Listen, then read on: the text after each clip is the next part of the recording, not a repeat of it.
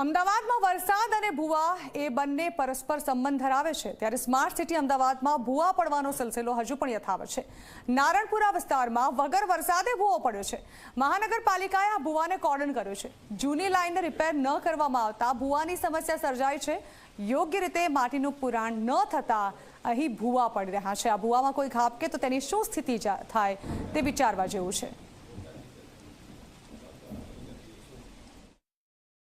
અમદાવાદ શહેરમાં વરસાદની ઘટ ભલે કેટલી પણ હોય, વરસાદ પડે કે ન પડે, પરંતુ શહેરમાં ભૂવા પડવાનો જે સિલસિલો છે એ યથાવત જ રહેશે।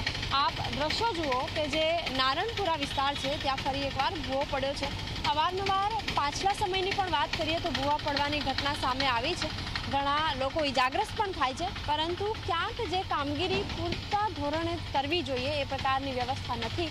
જૂની લાઇનોનું રિહેબિલિટેશન નથી કરવામાં આવતું। આ સાથે જે જગ્યાએ ભૂવા પડે છે એ જગ્યાએ પણ યોગ્ય રીતે પુરાણ નથી કરવામાં આવતું।